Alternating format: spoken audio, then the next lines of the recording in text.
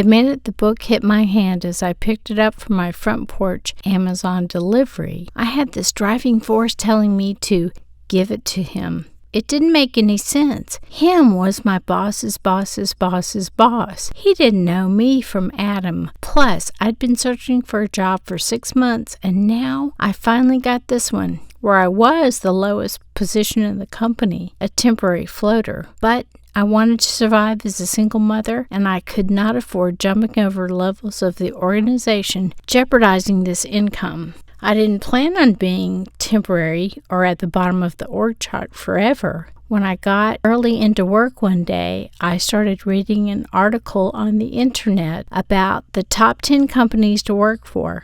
I happened to have been temporarily placed in human resources, and I had heard in an HR meeting that they were really wanting to become the employer of choice for at least our area. Getting good people these days was very competitive. I thought this article might have something valuable in it. A little way into it, it said there was a book written that this article was based on, so I ordered the book. But on the porch that day, I heard, "Give the book to him." It wasn't an audible voice, but I did feel like it was from God because it was so intense. The feeling was unshakable. Some people call it a prompting, but this was more like a silent megaphone. Okay, I thought. I just have to read it first, because after all, if he asked me about it, I needed to be able to discuss it intelligently. But that wasn't going well. After work, after school delivery and pickup, after dinner cooking and cleaning up, after homework help, I was beat. I would read about a page and a half before I fell asleep. So I decided to do something radical. I thought I would just take the book with me to work, close the door, and read it like a maniac every lunch hour until I was done with it. The morning of the decision, I had the book in hand, walking down the longest hall at work, and I could see the silhouette of someone coming toward me. Suddenly, I realized it was him. When he got even with me, I heard myself say, "Here, I want to give you this book. It's a really good book." He very politely responded, "Oh, well, thank you very much," and kept walking. As I continued the rest of my walk to my office, I said, "Okay, God, are you happy? Now I have to buy another book, and I have to stay up all night reading it," which is exactly what I did. Reading this book gave me an idea.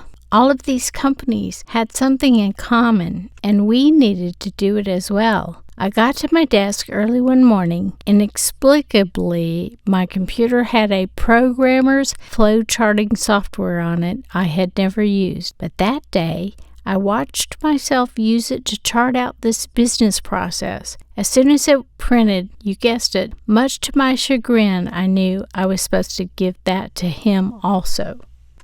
This time, at least I had a chance to ask my boss if it was okay to give him an idea I had, and she said fine. I peered into his office with trepidation, ready to instantly retreat. As I was backing away, I heard him say, "Oh, hi, come on in. You were absolutely right. That is a fantastic book," and he gestured to his conference table where there were 2 stacks of copies of the book. "As a matter of fact, I've made it required reading for my executive team."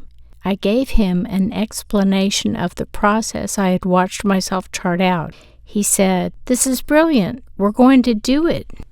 Over the next several months, this process made our company millions of dollars, improved our quality control, and dropped our employee turnover 57%, which also saved us millions. Somehow, our competitors got wind of this, and suddenly they were all contacting me to come work for them.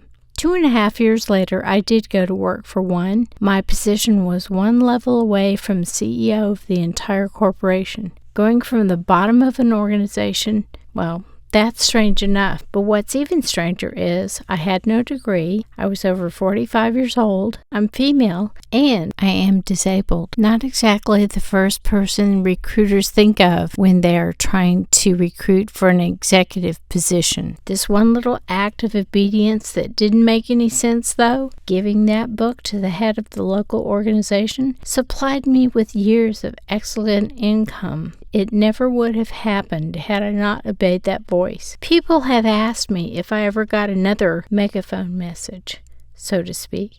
So one day, yes, I did get another megaphone message. Tell someone, and that is why you're hearing this story.